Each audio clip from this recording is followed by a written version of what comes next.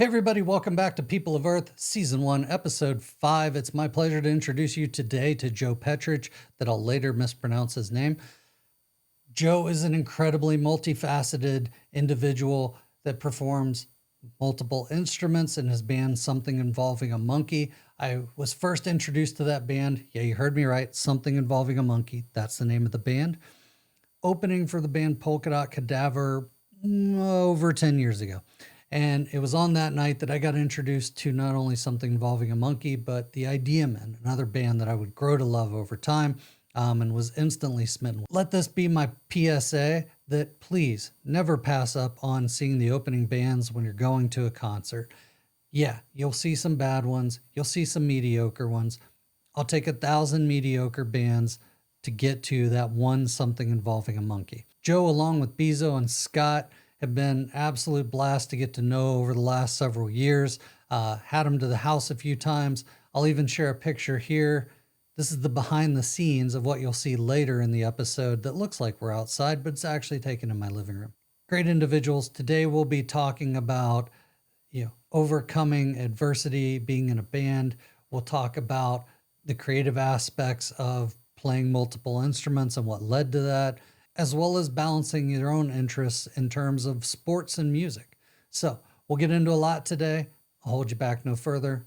Welcome to People of Earth.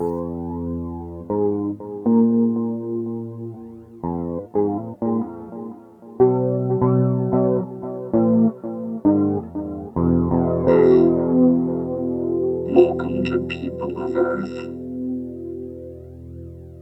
All right. Joe Petrich, how are you? How you doing? Good. I made it.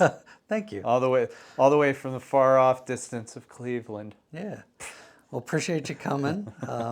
So I throw up a little bit of who you are up on the screen, and it'll be in the beginning of things. But Entrepreneur. yeah, so I've got anything that I might be missing here, please fill in the blanks. But it definitely, when it comes to musicianship, you're not single threaded, I'll say that. Yeah. So, but yeah, I wanted to just put entrepreneur to kind of wrap in that, you've got your own music label and you've been into, other things as well. So Yeah. I thought that was just a nice way to put a wrapper on Guess I just never thought of it that way, but I'll take it.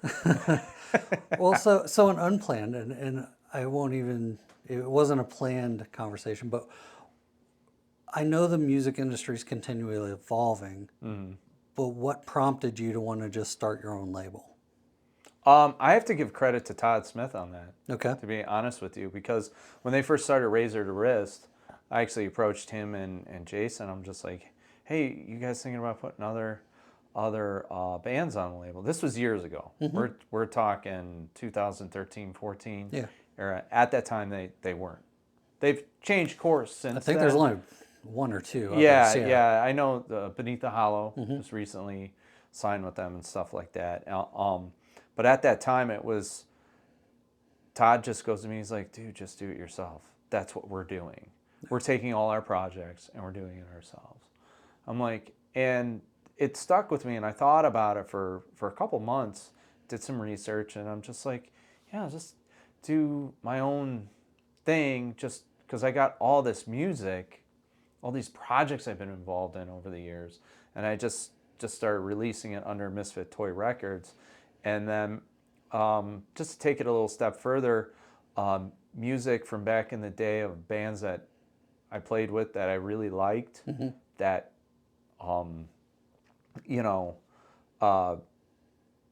weren't around anymore, but the music was awesome. So I was getting a hold of them. Pretty much so far, every single one that I've gotten a hold of is like, sure, yeah, take the music, put it up there. Nice. I appreciate the fact that somebody's doing something with it, because a lot of them, it's just sitting on a hard drive or box of CDs in a closet somewhere. It's just like, I ain't doing anything. It's, you created this music for people. You don't go to a studio just to take that music and just leave it in your house. Yeah.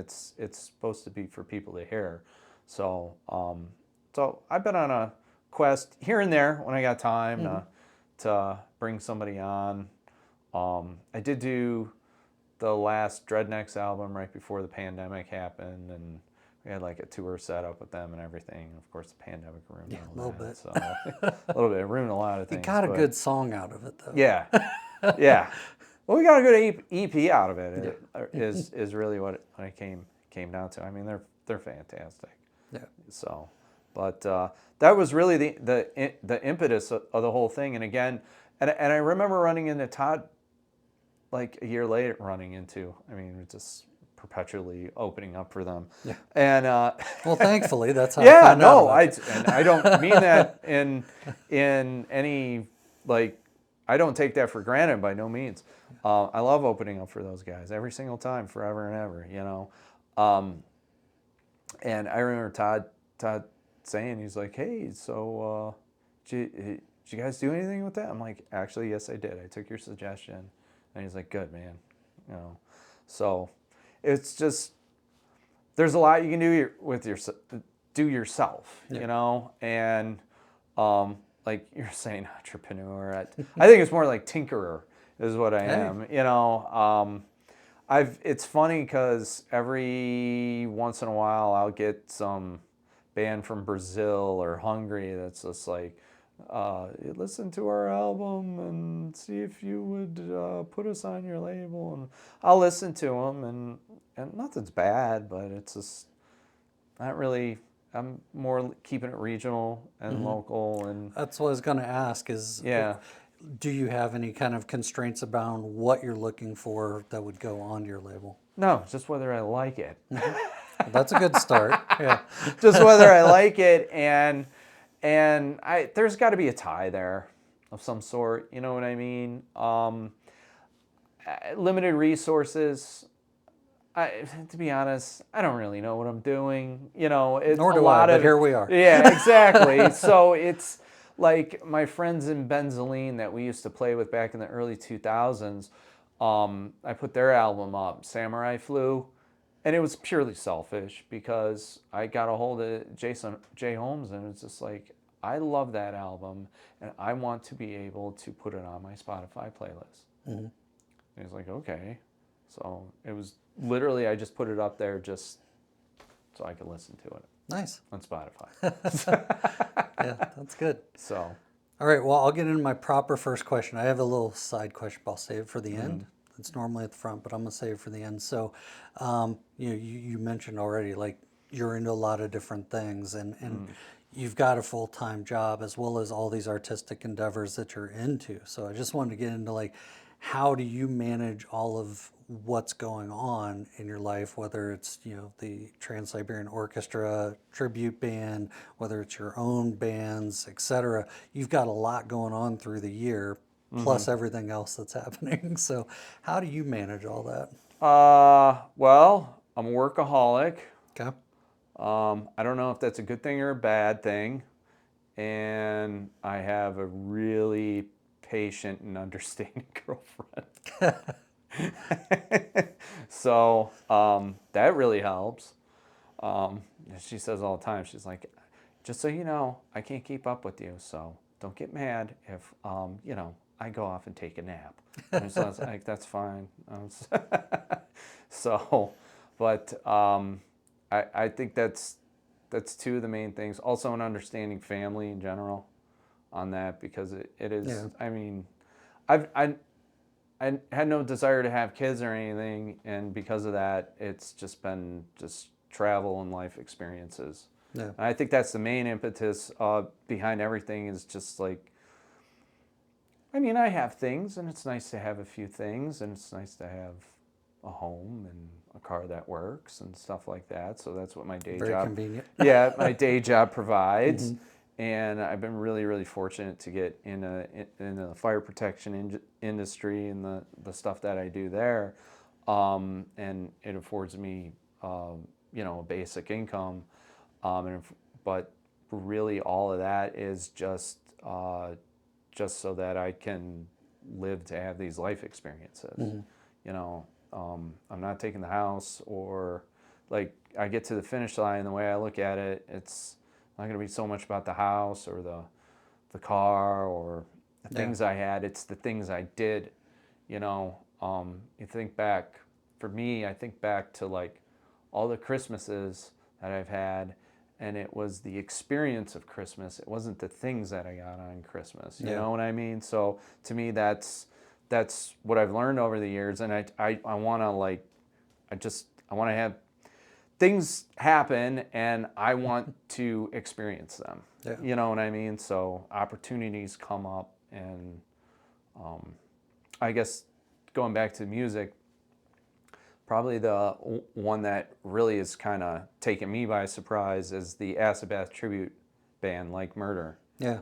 It was a one-off. When the Kite String Pops turned 25 years old in 2019, and I was just like, hey, it would be fun if me and my friends played the album. And we did, and we did a really good job, and there was an amazing sold-out crowd there that evening that was just into it the whole night. Got a fantastic recording out of it. And the next thing I know, we're driving to Sioux Falls to play with Sammy Douay of Goat Whore, and who wrote a lot of those songs. And I met him, and I'm just like, Sammy, just so you know, this was an accident. I did not, I got my own bands. And he's like, no, brother. And he grabs me, and he's just like, you have lit a flame that needed to be lit years ago. I'm like, dude, that's a little intense, but I'll take it as you're cool with this. So it was kind of surreal, Yeah. But to me, that's the thing. It's just, I just try to stay available. Yeah. When I come up with an idea that I think I can handle, I go and do it, and we'll see what happens. Okay. Most of them don't turn out that ridiculous. Most of them just end up being just, an experience, something that I did, but that was just, so now I have an Acid Bath tribute band. There you go. So just to add to all the other stuff that I do. So remind me what instrument or instruments you're playing in that. Just guitar and backing vocals. We literally take on each one of us, for the most part, takes on the persona of the band member we're representing. So we do try to, mean. So Sammy did a lot of the backup vocals. So I do that, which is just screams and yells and stuff like that at appropriate times. And so we really are trying to make it a tribute and trying to recreate the album as best as we can. Yeah. I mean, nobody can sound like Dax, but our singer is a very good singer, and in light of that, most people are forgiving just as long as he gets the lyrics right. Mm-hmm. Yeah. Yeah, he doesn't have Dax's timbre, but he hits the notes and he gets the lyrics, and everybody loves it. So that's all that matters. So, obviously with your own band, you play guitar and keyboards and sing at the same time. Yes. And then I've seen you play bass for covering in for Idea Men before. Mm-hmm. So at what point were you just like, oh yeah, this is too boring playing one instrument. I need to double up or triple up here. Like when did that kick in? I think a lot of that of Monkey came about was I've never really fancied myself much of a vocalist. And me and Bezo basically were, if we couldn't find a vocalist that could do better than what we were doing mm-hmm. after a certain amount of time, then we'll just do it ourselves. And that's exactly what happened. And the keyboard stuff was me just experimenting. I mean, just kind of taking a book from Geddy Lee of Rush, because he does that. And just to add another texture to the whole thing, I really hadn't intended to be playing the keys and guitar all at once. That just happened. Oops. And it can be exhausting sometimes. Well, one, I'm glad you didn't find a different singer, because that was one of the attractions to the band, is the dynamic between you and Bezo, and it works. You've got your own sounds, and that sets you apart, and that's mm-hmm. what I enjoy about it.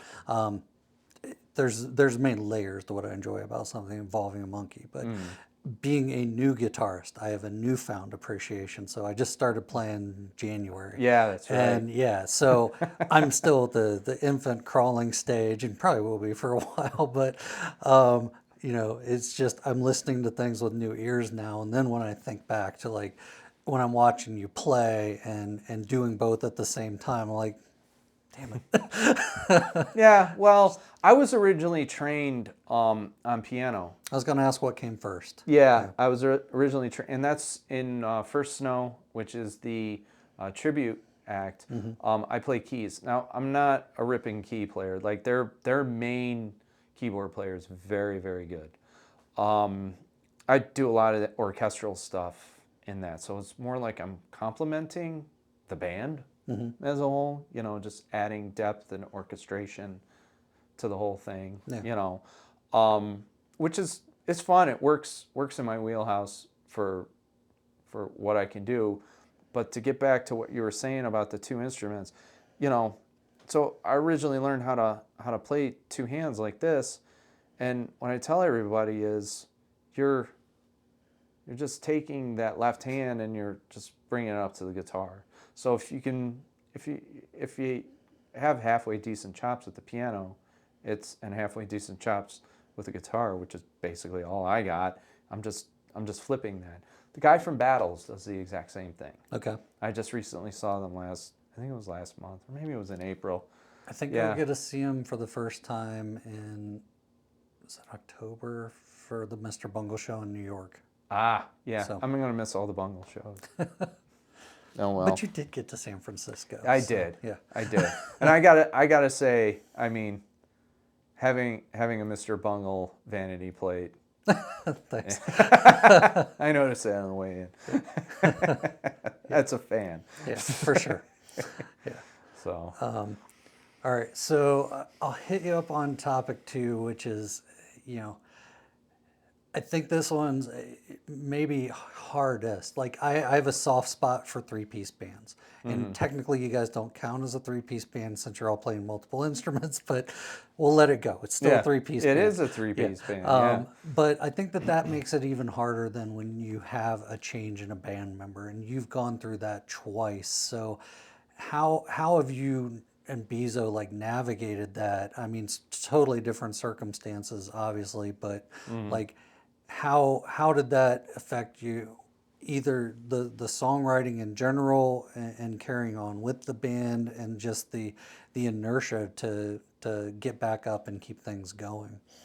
I'll be honest. The reason that this iteration of Monkey has done so well has a lot to do with Scott and his attitude and He's a how beautiful guy.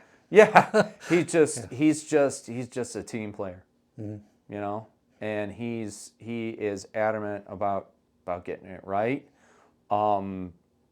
He takes suggestions and works with. I mean, we give him a lot of freedom to come up with whatever, but he's constantly building on.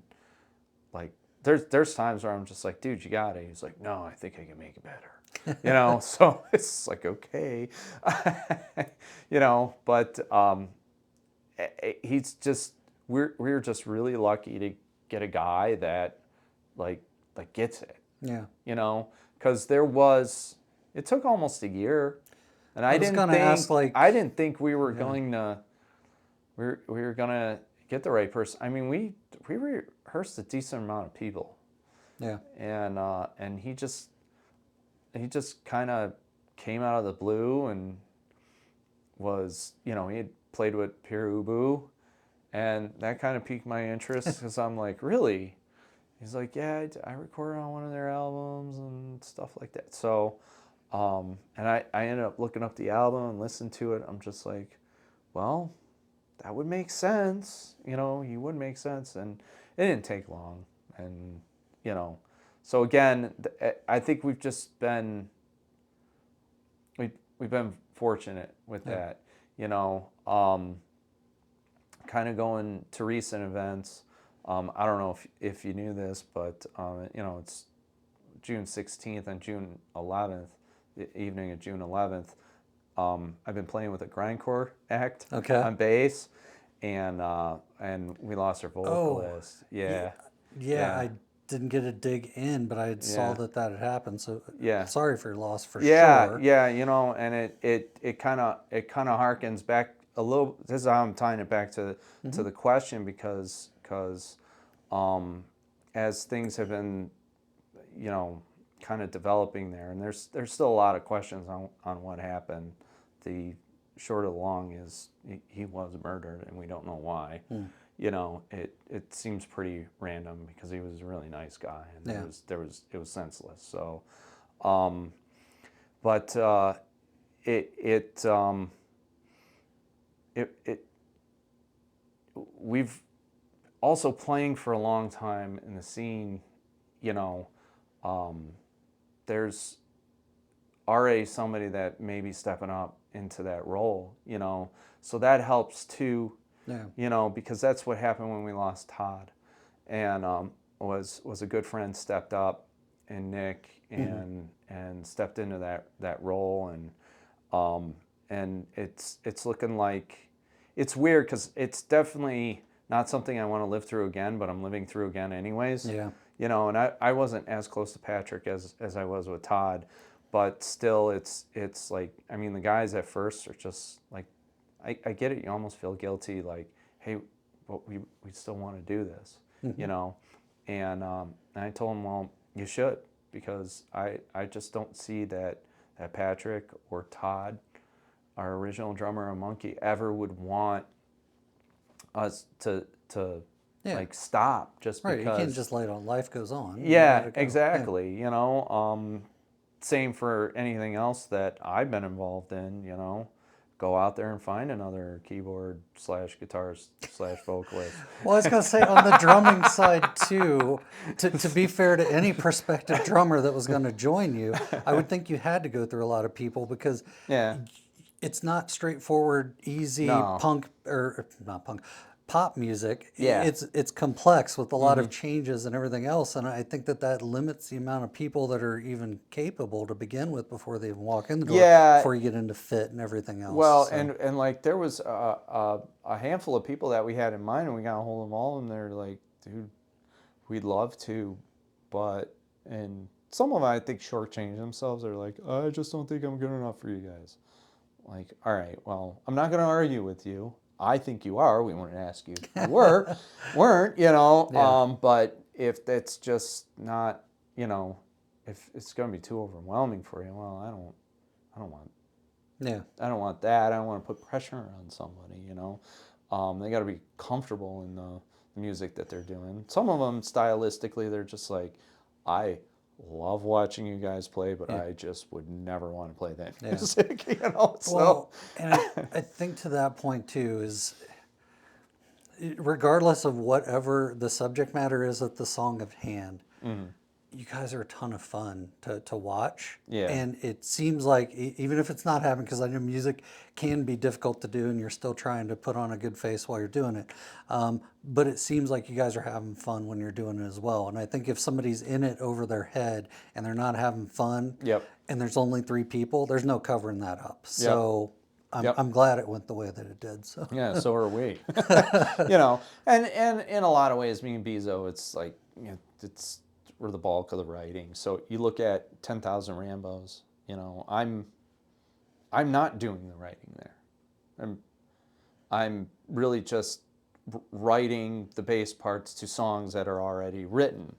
The drummer and the guitarist write those. So there is an argument too there that, it depends on which piece is leaving. If it's a core writing piece, then yeah, you're probably going to have a band end. But if it's and all the pieces are important, but I mean, we've been able to change on the drums because they're part of the writing process, but they're me and Bezo come in with the ideas, and then we expect the drummer to click with us and make his parts match and want to carry on with whatever the vision is for that song, So that's why I think we're really lucky in getting Scott in regards to that, you know, and with Rambos, what they're going through right now, if things work out the way we are, we're going to be opening up for Polka Dot Cadaver Beautiful. August All right. 11th, and I think we're still going to make that show. Okay. Good. So I'll be up there. cool. We'll see how that goes, because it's also going to be a little surreal, because it'll be the first show without Pat. Yeah. So it's Okay. going to be weird, but as of right now, we think that's going to happen. Okay. So So how has that been for you? Because I hadn't thought about that before, but you've kind of got a different artistic role in all these projects that you're involved in. So how is that challenging for you, or do you just like is it more natural for you that like, oh, I'm going into this and I don't have to be the creative force necessarily like in every part of it, and I could just do this certain component? well, I think a lot of that is, you know, really you should flush out ahead of time the expectations. You know what I mean? When Rambos, I've been friends with those guys for years. You know, so, and I've seen them perform multiple times, and Monkeys perform with them, and blah blah blah. So it's just like I know what they're about, and I know their approach. You know, and so when they came to me, they're asking, "Hey, would you be interested in doing that?" You know, they only play a couple of gigs a year and whatnot. This is, you know, Ryan is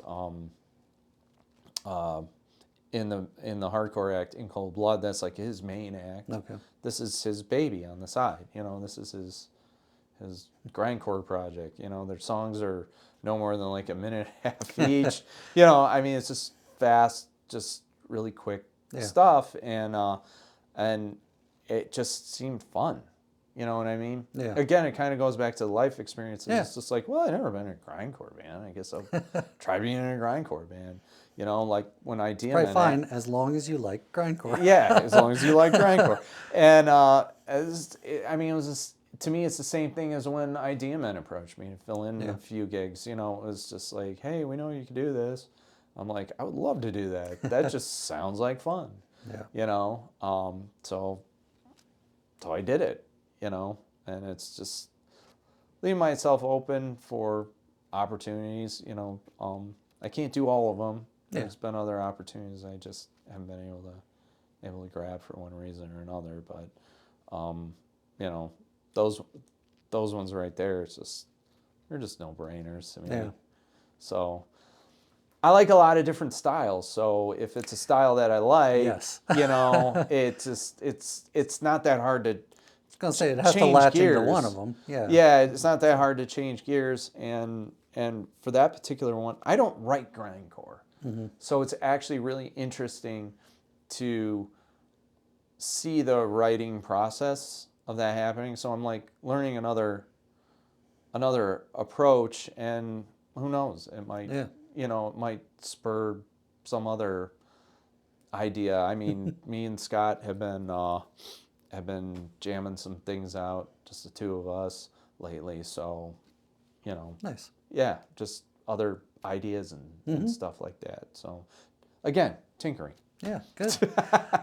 So change entrepreneur to tinkerer. Okay. Professional thinker. Got it. So I'll ask you this. So I know life is not easy being in, you know, a band, and you know, I'm hoping to have Rob Kleiner on the podcast, and you know, them as well as Dog Fashion Disco were featured in, I think it's Hardworking Rockstar, or I might have the title wrong, but in any case, like it's all about like them and Gore and all these bands that lots of them that are some of my favorite of all time, but that still, you know, you've got to reach a certain threshold before it's financially just that can be your sole focus and everything else. But so if you were talking to your younger self, like, is there any advice that you'd give yourself? So really it's for anybody else that's up and coming or starting a band nowadays, but like what would you do different, or what advice would you give? Get off the drugs sooner. Okay.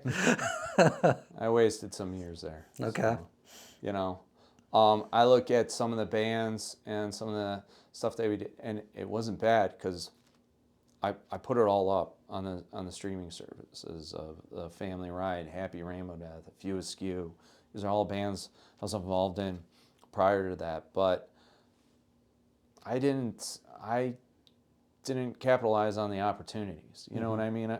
Like, we were opening up for Tubbering all the time. We were, you know, we had A Few Askew opened up for Meshuggah back when they first came to the States and stuff like that. Like, I should have been, you know, making better relationships and stuff like that. So it was too much. It was more about the party than the music. I thought it was both, but, you know, looking at it in retrospect, I wasted some years there. That would be the only thing. Other than that, I really don't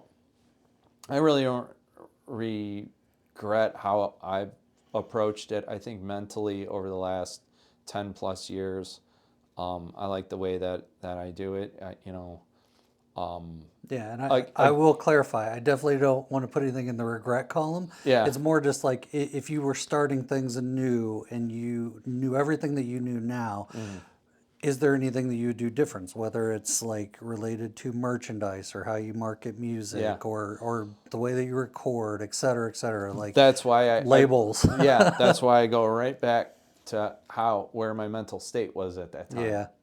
Because there's no way that I would have I would have come up with better ways to handle the business of it.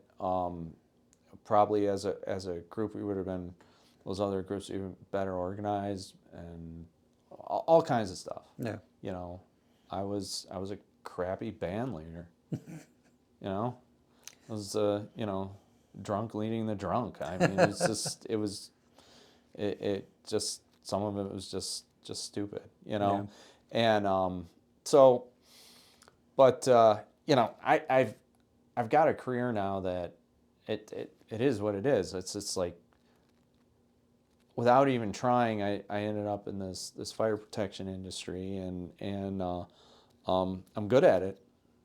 Yeah. You know, so I like what I do, but I also like this too. Yeah. It's hard to make money in that, so I realized I can do both. Yeah. And I could still have the life experiences and the things to do with that, you know. I'm older now, man. I mean, it's like, I don't care about being a rock star. I just care about having, creating. Yeah. And then with those creations, having the performances, and with the performances come the life experiences. And wherever it goes with that, and so be it. Yeah. You know, I'd rather go to my grave with, you know, hardly anybody listened to his music, but he sure made a lot of it, you know. So I'd rather have that than sit be like, oh, I wish I would have done this, or I wish I would have done that. You know, it's just like, no, I tried. I put something out there, you know. Some people liked it. Most people never heard of it. Who cares? Yeah. And you know, I spent some time with some small press comic book companies. We were doing original titles, and we got some other stuff that we were working on. And, you know, I feel like it was way more than the majority than not that, you know, it seems like whether it's music or it's artwork, et cetera, like comics or painting, you know, body art, et cetera, like, more often than not, you've got to have that full-time job that's supporting your habit and your creative outlet, right? So, like, I just think that's the given. And then if you make it to a certain level and you can break past that and you can put all your time into that creativity, great. Just odds are against it, right? Yeah. Like, so, Well, see, Rob Kleiner's done really well, so now you can, like, on your free time, put a couple Tubbering shows together. yeah, I support that.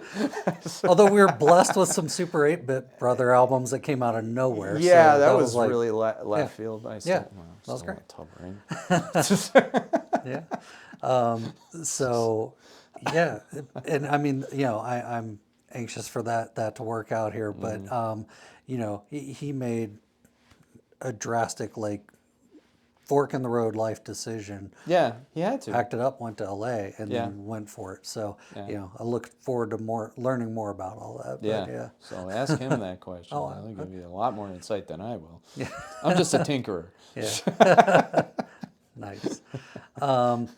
Okay, so my question from the front end. I'm gonna favorite superhero and why. Favorite superhero. I really didn't grow up with comic books. Okay.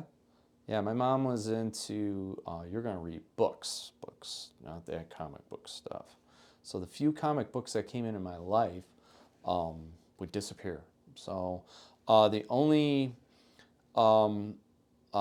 superheroes that I got to know at a young age were like Superman and Spider-Man and whatnot. So I usually lean, I guess, the ones that I've always been interested in were Spider-Man and Batman, just because when I was a kid, those were on TV. Even even the Hulk, you know, with Lou Ferrigno. Yeah.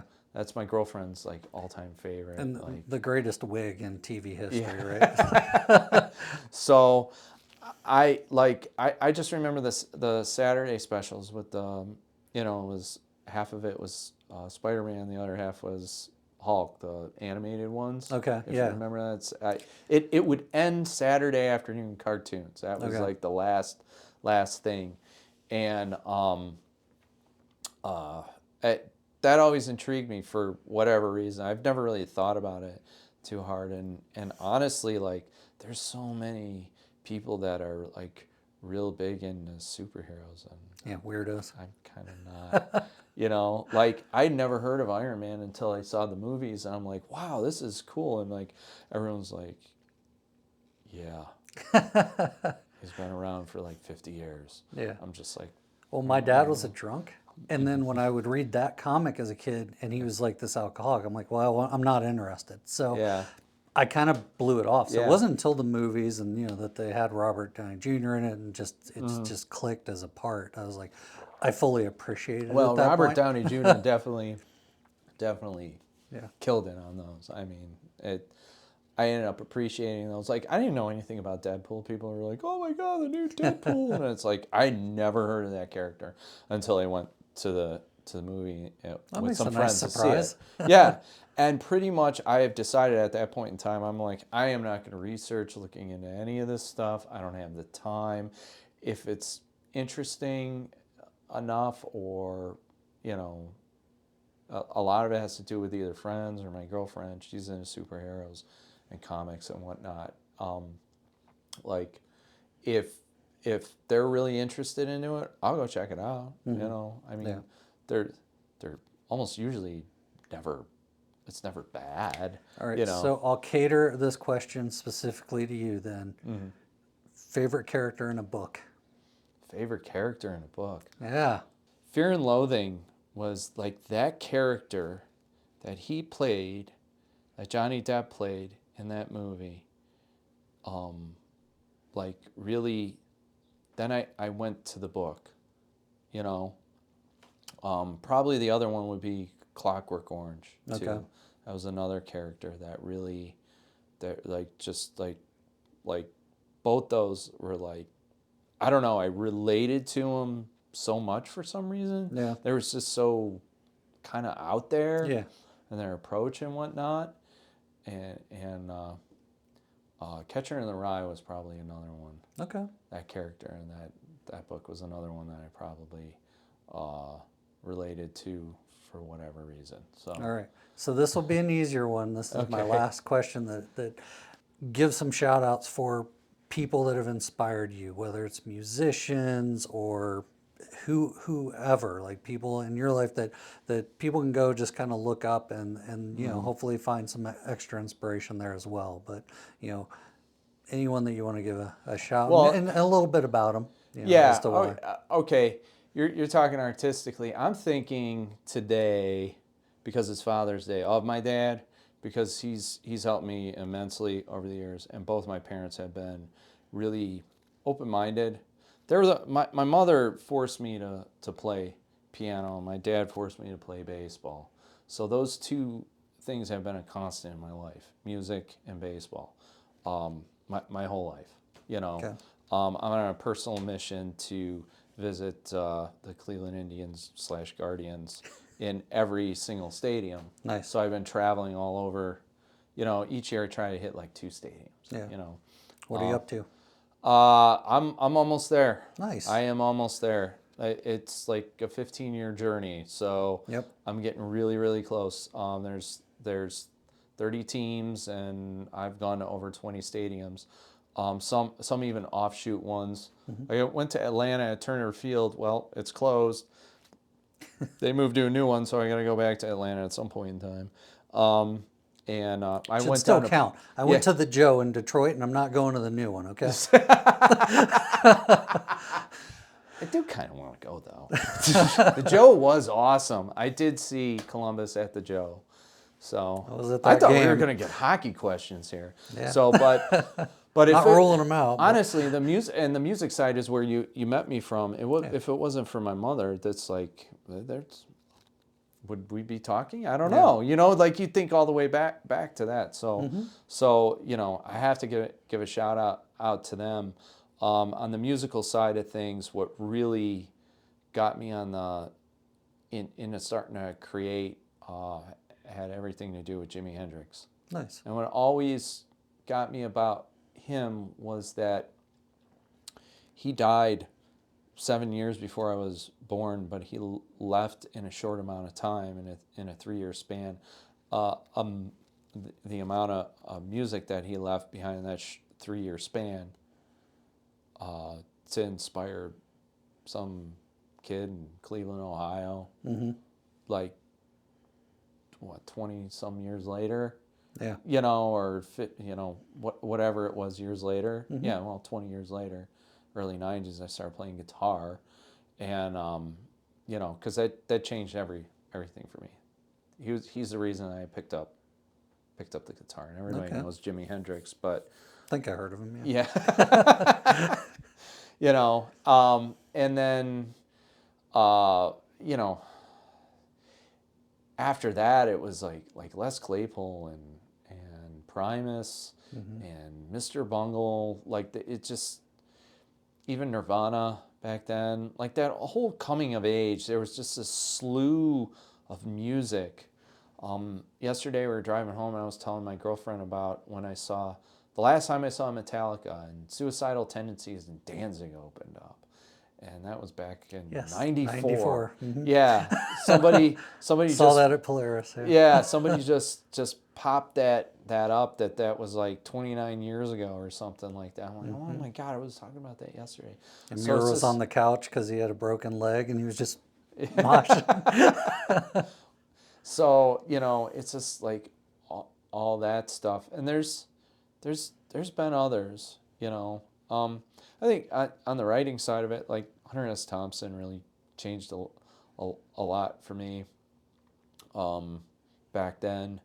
Like I said, going forward, I've just, for whatever reason, the last few years, I'm interested about just like people, and like just where they came from. And it's interesting when you start seeing, like, one of the weird things I have, and this goes back to baseball, is like I remember reading about the life of Cy Young, and just the time period that was from the late 1800s to early 1900s, and baseball changed dramatically, like 4 different times during his career, and he dominated in each one of those things, you know what I mean? And it was a coming of age of the country and of the sport and whatnot. And it's just like being somebody that dedicated so much to his craft when there wasn't these big financial incentives behind it, you know what I mean? This was just something he did in the summer, and then he'd have to go back home to his farm and figure out how to feed his family for the rest of the year, so it's just like stuff like that. That actually inspired me to do what I do today, where I've got this day job and I've got this very intense hobby of performing out and whatnot. Like, I try my best to have that just feed itself, the hobby feed itself. Yeah. You know, and in recent years, I've been able to at least do that. It just doesn't pay for, Yeah. it just doesn't pay for my bills. Yeah. You know, that's what my job does. So, and then the music piece. Well, that's really what Cy Young was doing at the turn of the century. He's a legend. Everybody knows, in baseball, knows who Cy Young is, and everybody knows the, you know, how many wins he had, and you know, the freaking pitching award is his name, for Christ's sake, you know. But back in the day, it was just in a lot of ways, I guess I can see the correlation between how I handle things and how he handled things. I will be no Cy Young of the music industry. I know that. I'm not trying to say anything like that, but reading something like that, autobiography of a guy like that, kind of gave me the inspiration, like, yeah, I can live in both worlds. I can have a career, and I can have this music thing, and they can both coexist, and they can both actually like feed off of each other. So the job I do today is teaching professionals how to do the work that we do now, and the job was offered to other guys, but they didn't want it because they didn't want to get in front of people. Yeah. I have no problem getting in front of people, and that's because of playing out. Yeah. I've done that. I've gotten up in front of people and had them shake their head and look at me weird and turn around and walk away. So was that something that you So- had early on? And we're in bonus time at this point. but, Yeah. was that something that you had early on, that you were just comfortable getting up in front of people, or is it something that you really had to work at and you know, overcome? I guess learning from taking a little bit of an understanding from like a Marilyn Manson, because I saw Marilyn Manson open when I saw Nine Inch Nails. I feel like we went to a lot of the same Yeah, shows. Nine Inch Nails, this up and coming band Yeah. called Marilyn Manson opened up, and I was just like, what in the hell is this? You know, and the times And Jim Rose Circus was... Yes, Jim Rose Circus and Skinny Puppy even Yeah. too, that there's just this weird, just dark shock and awe. Yeah. And some people are just like, eh, and other people are just like, wow. And what I learned from that, from those kind of performers, was don't be boring. Like, they're either going to walk away from my performance and be like, that was fucking awful. I don't want to ever hear that again. I'm remembering that band because that's insanely horrible. Or, wow, that's amazing. I don't want to be in that gray area. Yeah. You know, when it comes to me, that's one of the few places in life where we're supposed to go. Yeah. We're supposed to, you know, they're supposed to hit those extremes, because that's a safe place to do that, and a safe place to take the human psyche, where we can make a performance that either disgusts people or excites people. Yeah. The last thing I want to do as a performer, the last thing I want to do as a teacher, because I'm doing both of those these days, is bore people. Yeah. I don't want to go there. You know, so anything I can do to you know, hit the extremes in those areas at those times, that's what I'm supposed to do. Rest of my life, I'll keep it in the center. I keep it normal, you know, and those are the times I'm supposed to expand out and push the limits, you know. And that I guess you could say those are more influences, Yeah. to the whole thing, you know. Yeah. So Awesome. Well, hey, thanks for doing this. I appreciate it. thanks for having me. I actually an honor. I didn't know I was an interesting person or an Absolutely. entrepreneur. So I mean this in all sincerity. I've seen you with big crowds. I've seen you with not many more people than me in the crowd. Yeah. You know, and all in between, right? But for my money and the performances that you give, number one, don't worry, you've never been boring. Good. Then I'm doing And one number thing two, right. like honestly, like the compositions, the effort that's put into it, the way that you guys work, I put you up there with the Primus. I put you up with a lot of the bands that we've talked about today. So that's where you sit in my taste and where I want to go. So, you know, I think you've been surprised once or twice when I've showed up in Cleveland Yeah. for a show, and absolutely, like I will go places to see you as I would a Mr. Bungle and travel to Denver or New York City, right? Like so. For my musical tastes and everything else, and what I would share with others is I've always spread the monkey word. So, Spread the monkey. so thank you. All right, thanks, buddy.